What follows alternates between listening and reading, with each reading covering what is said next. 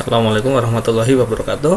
Ketemu lagi dengan saya. Kali ini kita akan membahas pengenalan aplikasi pengolah gambar vektor yaitu Inkscape. Sebelum kita mulai, kita lihat dulu seperti apa Inkscape gitu ya. Nah, Inkscape ini memiliki beberapa kelebihan dibanding aplikasi yang lain. Yang pertama adalah free open source. Dengan kelebihan ini kalian semua bisa mendownload dan menginstal aplikasi Inkscape tanpa dipungut biaya alias gratis. Yang selanjutnya banyak pilihan palet warna. Nah, ini palet warna yang ada di Inkscape cukup banyak, nanti bisa kita pilih gitu ya. Kemudian yang selanjutnya file instalasi dan ukuran file yang dihasilkan itu ringan.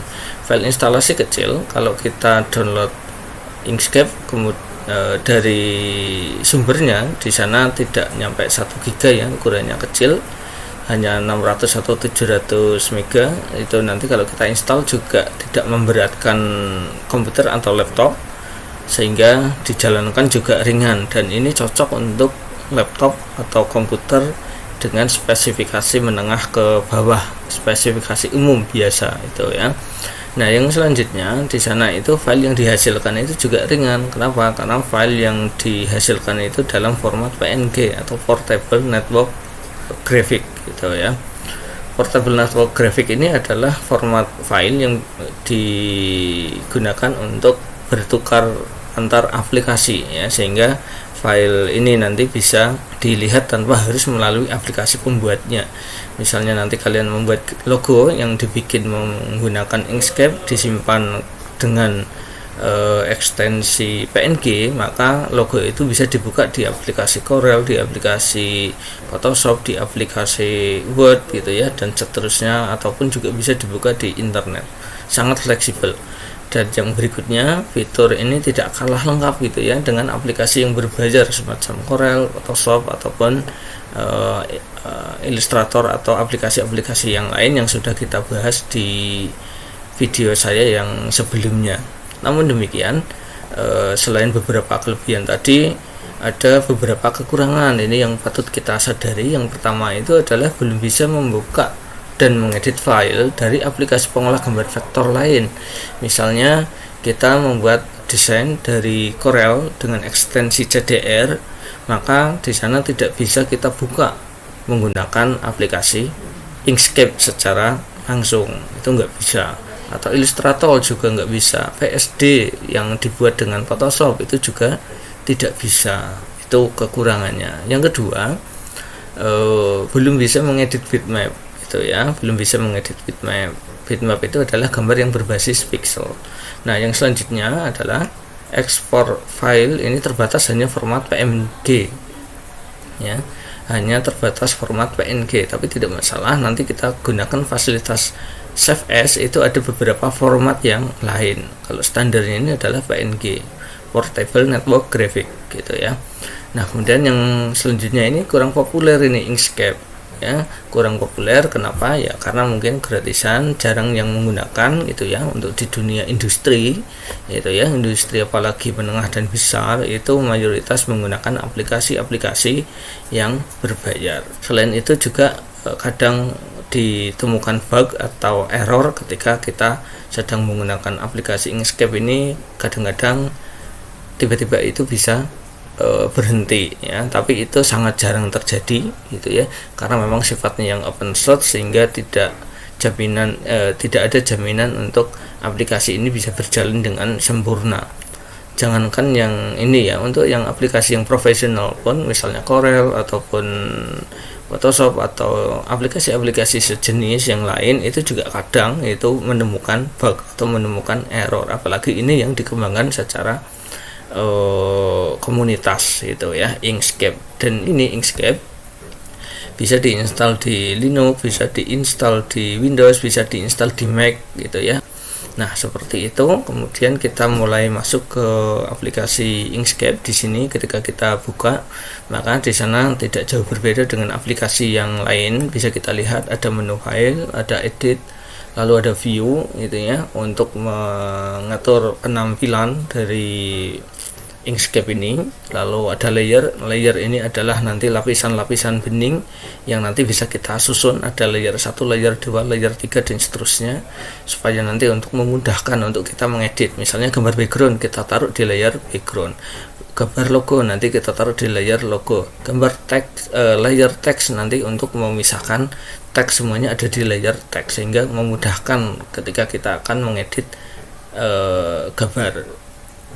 Berikutnya ini ada objek ini cukup sering nanti dipakai, yaitu untuk apa? Untuk pengaturan lebih lanjut tentang objek-objek yang baru saja kita buat menggunakan toolbox yang ada di sana. Misalnya nanti untuk menggroup, ungroup itu ya. Ada clip, ada mesh, ada pattern itu ya. Lalu ada objek, to marker dan seterusnya. Lalu ada mengatur atas bawah susunan objek gitu ya, mau di atas atau di bawah dan seterusnya. Lalu memutar objek gitu ya, memutar, lalu melipat ya, atau menyembunyikan dan juga mengunci objek gitu ya, mengunci objek nanti di sana bisa kita kunci, sehingga ketika kita ngedit satu objek yang kita kunci itu tidak akan ikut teredit. Nah, dan seterusnya. Nanti ada juga line ini adalah untuk peretaan dan juga distribusi, dan juga ada arrange, dan ini adalah menu yang nantinya saya kira akan cukup sering kita kunjungi. Yang berikutnya adalah pad. Nah, untuk pad di sini adalah lebih spesifik untuk ngedit. Pad itu apa? Pad itu adalah alur itu ya, alur. Nah, objek itu nanti dianggap sebagai pad. Nah, apa saja nanti di sana kita bisa memotong, kita bisa difference, kita bisa menyatukan objek, kita bisa membuat intersection, perpotongan antara dua objek, lalu kita bisa membuat exclusion, division. Nah, seperti apa? Nah, nanti atau di pertemuan selanjutnya akan kita bahas satu persatu, akan kita coba bareng-bareng gitu ya. Nah, ada juga menu khusus untuk teks. Di sana ada text and font, itu nanti akan muncul menu yang ada di sebelah kanan ini ya. Nanti di sini kita bisa munculkan itu ya. Oh, ternyata mati. Oke, saya tutup sebentar. Saya buka lagi Inkscape-nya. Oke. Nah, di sini untuk teks nanti bisa kita munculkan. Kok nggak muncul? Oke, nggak apa-apa. Nanti bisa kita munculkan lagi. Ini untuk teks ada menu SVG font, ada glyph, ada put on pad ya. Jadi kita misalnya membuat tulisan di stempel, kayak bikin stempel itu ya, tulisan yang melingkar atau mengikuti lekukan objek, nanti ada put on pad dan seterusnya. Nanti kita bisa coba juga. Dan ada filter. Nah, filter ini adalah beberapa menu ya khusus yang akan memberikan efek ya, akan memberikan efek kepada objek yang kita miliki. Misalnya teks akan kita buat melengkung, melentur ya, distorsi, ada efek warna, ada filter warna ya, ada blur, berbagai macam blur. Lalu nanti kita juga mengatur overlay ya. Overlay ini nanti terkait dengan warna ya, kita juga bisa masukkan berbagai macam tekstur, kita juga bisa memilih menentukan berbagai macam shadow atau shadow itu apa? Bayangan itu ya, ada scatter dan seterusnya. Nanti kita bisa eksplorasi, ini ada banyak sekali menunya. Maka dikatakan tadi di awal, ini sebenarnya tidak kalah canggih dengan aplikasi-aplikasi berbayar gitu ya. Dan ada juga extension ya, extension di sini juga ada banyak menu-menu yang lain, mulai dari warna, kemudian terkait dengan dokumen itu ya, lalu ada export, lalu ada G-code tool ya, G-code tool. Nanti ada misalnya kita bisa memasukkan kode-kode itu ya, kode-kode pemrograman. Kalau kita ingin custom sendiri itu sangat bisa sekali itu ya. Ada style sheet, ada tipografi, ada teks secara khusus ini ya, ada change case, ada flip case, lower case, random case itu ya, sentence case, title case, upper case, ini seperti yang di Microsoft itu ya. Ada juga extract, lorem ipsum. Nah, ini nanti kita coba ini ya. Ada banyak sekali extension yang bisa kita manfaatkan itu ya. Dan yang terakhir nanti di sini ada help ini untuk kalau kalian ingin belajar secara otodidak, nanti bisa ada Inkscape manual itu ya. Lalu ada tutorial juga yang nanti bisa dicoba. Ada basic, ada shape, ada advanced, tracing dan seterusnya. sebenarnya kalian juga bisa belajar sendiri ini ya, secara otodidak. Nanti tentunya akan lebih banyak belajar sendiri daripada dengan saya. Nanti saya akan lebih pada pengenalan secara umum. Nah, detail ya nanti kalian bisa belajar mandiri. Nah, itu ya, berbagai macam menu utama, yang mana menu-menu yang ada di sana itu juga muncul di tool yang ada di sebelah kanan ataupun yang ada di sebelah atas. Misalnya di sana untuk memilih objek, untuk mengatur semua objek di semua layer itu ya, untuk menonaktifkan pemilihan objek dan seterusnya. Nanti di sini untuk perataan itu ya, lower on step, kemudian dan seterusnya. Untuk posisi objek, nanti kalau sudah ada objek dia akan aktif gitu ya. Nah, selanjutnya di sini akan kita lihat pengaturan yang selanjutnya ada di sebelah kanan ya. Bisa kita lihat ada edit properties of this document. Kalau kita klik, nah, maka akan muncul untuk pengaturan dokumen ya. Ketika kita membuat dokumen Inkscape untuk pertama gitu ya, ketika pertama kali dibuka aplikasinya, maka secara standar itu dokumen yang dibuat itu adalah A4 ukuran kertasnya gitu ya, dengan portrait gitu ya, dengan satuan milimeter. Namun demikian kita bisa ngatur itu ya, ukuran sesuai dengan keinginan kita. Di sana ada letter, ada legal, ada A0, A1, A2, A3 dan seterusnya. Ada juga B0, 1, 2, 3, 4, 5 dan seterusnya gitu ya. Nah, ini tentukan nanti sesuai dengan kebutuhan kita. Selanjutnya ada guide ya. Guide ini adalah garis bantu ya, garis bantu. Nanti bisa kita munculkan ketika kita akan membuat garis bantu. Nah, misalnya kita tarik garis bantu horizontal. Nah, garis bantu vertikal, kita langsung bisa tarik dari ruler yang ada di bagian atas atau ada di bagian kiri. Nah, ukuran-ukuran yang ada ini nanti termasuk warnanya itu nanti bisa kita atur dari mana, yaitu dari sini. Ini ya. Nah, ini kan guide colornya kan warnanya biru gitu ya. Kalau highlight color itu nanti warnanya merah. Nah, ketika kita klik itu kan berarti dia sedang di highlight, maka dia warnanya merah. Standarnya adalah kalau tidak biru dan kalau tidak biru ya merah. Nah, ini untuk guide.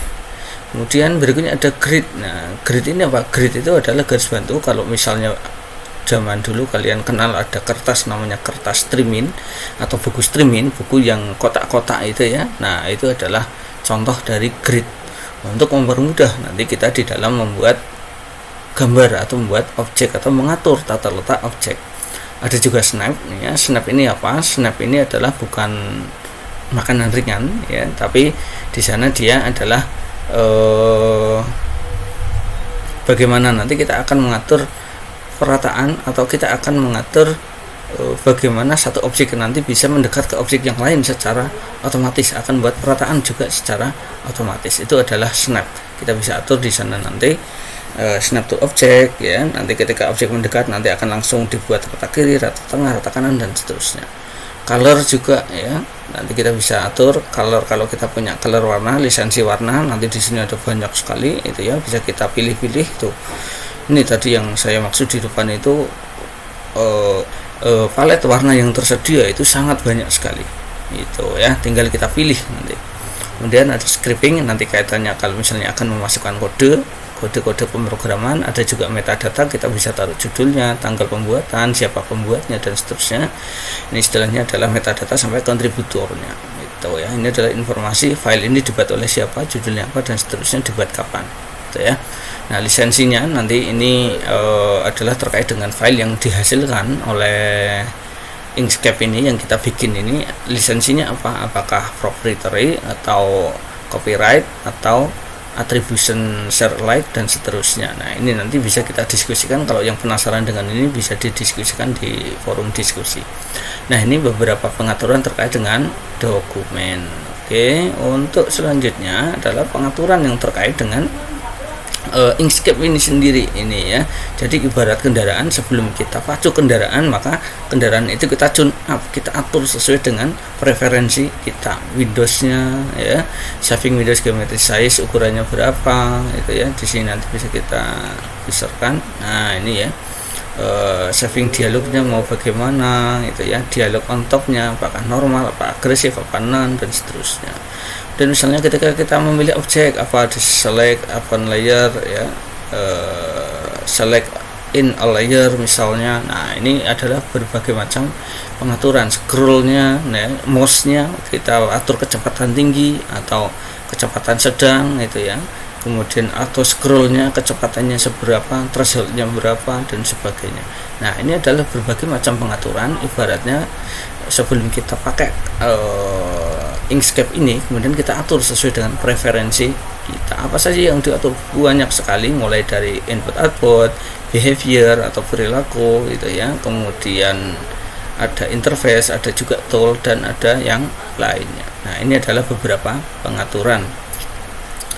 Oke, kemudian palet warna di sini di bagian bawah tadi sudah disinggung, ada banyak sekali ya palet warna. Kita bisa pilih salah satunya misalnya grey. Nah, maka dia akan berubah ke grey. Khaki maka di situ akan berubah ke khaki. Gitu. Kemudian palet royal, ada juga palet royal. Kita tinggal pilih nanti ya. Lalu ada topografik dan sebagainya. Kita kembalikan ke standar Inkscape-nya dulu. Ada macam-macam warna yang bisa kita pilih itu ya. Oke, untuk selanjutnya kita beralih ke menu yang ada di sebelah kiri, yaitu toolbox. Ini adalah alat gambar kita ya. Ini adalah alat gambar kita, ini yang utama. Dari mulai paling atas ini mirip dengan yang ada di Corel, namanya select and transform. Kalau di Corel namanya pick tool ini ya. Lalu ada edit path, kalau di Corel ini namanya shape tool itu ya. Ini untuk ngedit garis gitu ya. Edit path atau alur itu ya. Ini kita hapus dulu, kita klik, kemudian kita delete. Oke, lalu ada tick object, lalu ada zoom, lalu ada ruler. Nah, ini adalah untuk pengaturan tingkat dasar. Nah, berikutnya ke bawah, mulai dari ini ada namanya rectangular ya, create rectangle atau square itu yang membuat kotak atau persegi panjang. Lalu kita bisa juga membuat objek 3 dimensi itu ya. 3 dimensinya mau seperti apa? Nah, itu ya, ada banyak sekali, tinggal kita coba itu ya. Nah, macam-macam guys itu ya, silakan nanti bisa dicoba. Saya hapus. Selanjutnya di situ kita juga bisa membuat lingkaran. Nah, silakan kalian bisa coba. Ellipse juga bisa. Kalau ingin lingkaran penuh itu nanti jangan lupa sambil menekan tombol kontrol. Nah, warnanya bagaimana? Silakan kalian bisa langsung ganti di sana. Nih ya, dari palet itu sudah tersedia, tinggal diklik saja langsung ganti warnanya. Itu ya, mudah sekali. Kemudian kita juga bisa membuat objek star ya, bintang atau poligon. Ini kita bikin poligonnya berapa? Segi 5 ini ya, kita bikin segi 5. Nah, bintang itu ya, lalu kita bisa atur. Nah, jadi segi 10 atau bintang dengan sudut 10 gitu ya, kita bisa ganti-ganti di sana semuanya. Oke, terus ada obat nyamuk juga, lalu ada untuk membuat freehand, garis bebas, kita seperti sedang memegang pensil atau pulpen. Lalu ada bezier ya, ini bezier ini cara pakainya klik. Kalau ingin buat garis lengkung, klik tahan geser, maka dia akan melengkung ke kanan, ke bawah, ke atas, ke kiri. Nah, kalau udah selesai nanti bisa kita double klik itu ya, ini namanya bezier, maka udah menjadi garis. Lalu ada selain bezier itu ada kaligrafik. Nah, kaligrafik ini misalnya adalah untuk membuat ya kaligrafi itu ya, Muhammad. Nah, misalnya seperti itu ya, nanti bisa kita atur. Ada ketebalannya ini ya, kita bikin semakin tebal itu ya, dan seterusnya. Ini nanti pengaturannya kalau di Corel istilahnya adalah property bar. Jadi dari alat-alat yang sedang kita aktifkan, di sana muncul parameter-parameter yang bisa kita rubah, mulai dari tebalnya dan seterusnya, nanti dia akan menyesuaikan. Lalu yang selanjutnya ada teks ya. Untuk teks di sini kita tinggal klik, misalnya kita tulis IAIN Purwokerto itu ya. Nah, ketika kita klik teks, nah, maka nanti bisa kita atur teks di sini.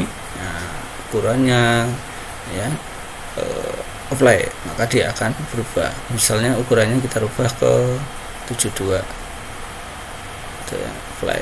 Loh, ora gelem. Ya, kita coba lagi font size nya 100